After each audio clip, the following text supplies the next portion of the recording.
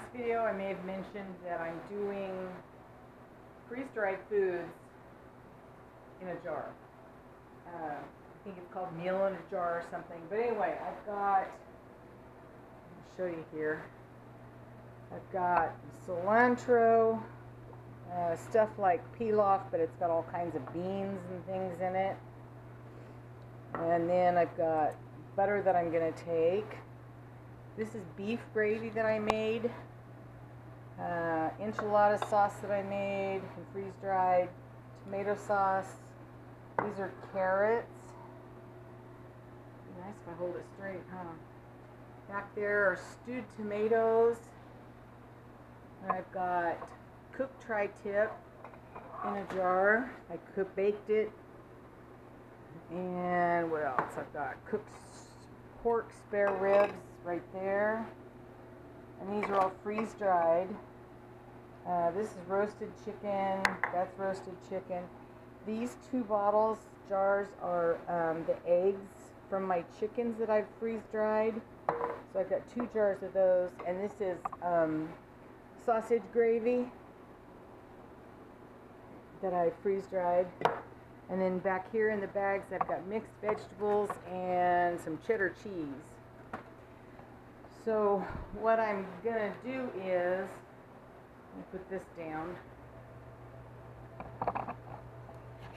So what I'm going to do is, I'm going to put a meal in each jar.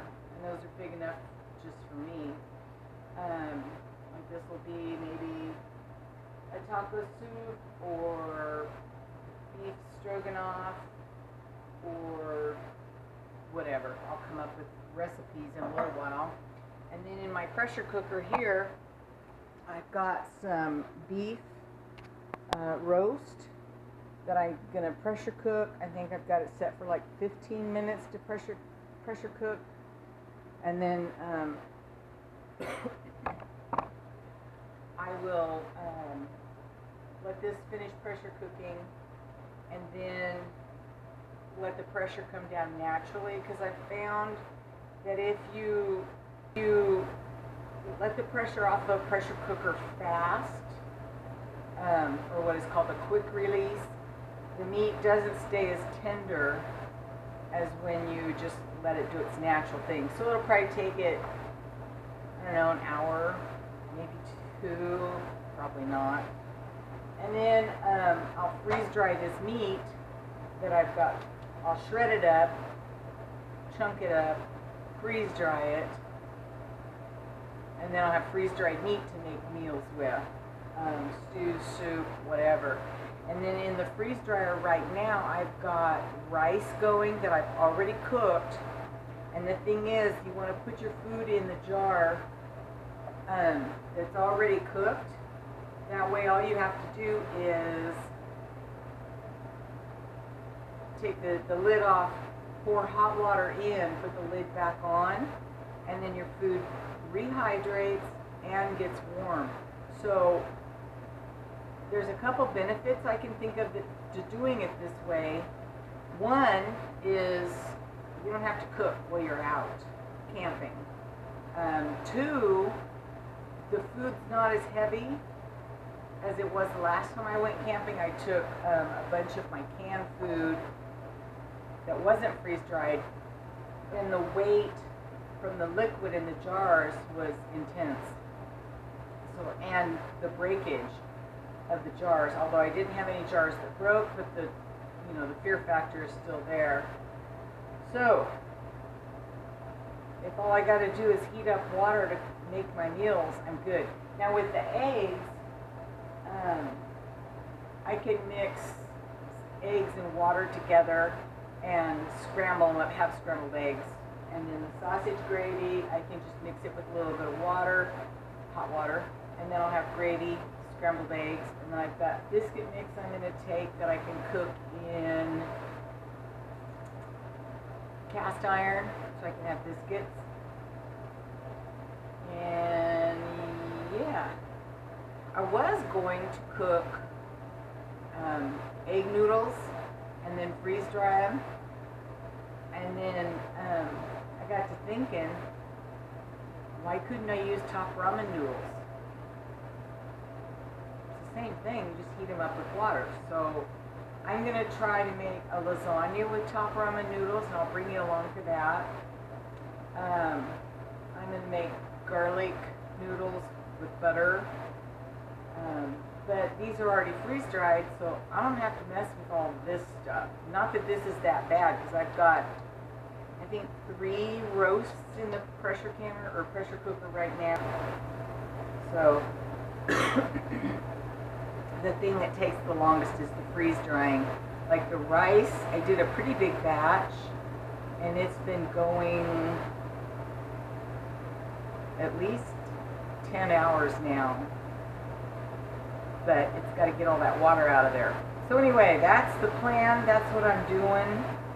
And then hopefully as soon as I get all this stuff freeze-dried and in the jars and sealed up. Now to seal them, I will put the food in here in different layers. You know, the meat, the noodles, the rice, whatever I'm putting in here, the spices. And then I'll put an oxygen absorber in here. And I'll put the first canning lid on, which I don't have any handy.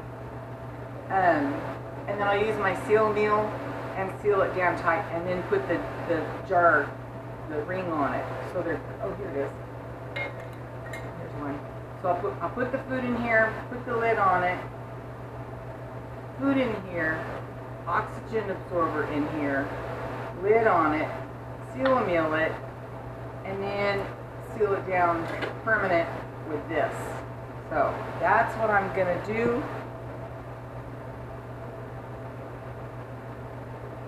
What I'm going to do. Anyway, this is going, freeze dryer's going. Need to warm up my coffee, and when I get a little further here with my progress, I'll bring you back. Yeah, I think that's it. Anyway, oh, I've made a big old list on my computer of food prep stuff like pots, pans, my cook stove, my teapot, forks, knives, spatula, blah, blah, blah kind of stuff to prepare food with. And then I've got a list of a first aid kit. I've got a list of my food I have to buy, a list of food that I have here, a list of clothes, a list of camping gear like axe, shovel, kinds of stuff. Stuff for the, a list for the RV. Like I need to take probably a tow rope just in case. And then I've also got the wheel chucks, which stops the RV from moving back and forth. It's making noise. Spices. Oh, I've got to get out my, my freeze-dried milk. Okay. So anyway, when I get further along, I will bring you back, show you what it looks like, what I do to put everything together to make these meals in the jar. I'm thinking I'll take 2 dozen with me just to see how it goes. Anyway, so I'll bring you back.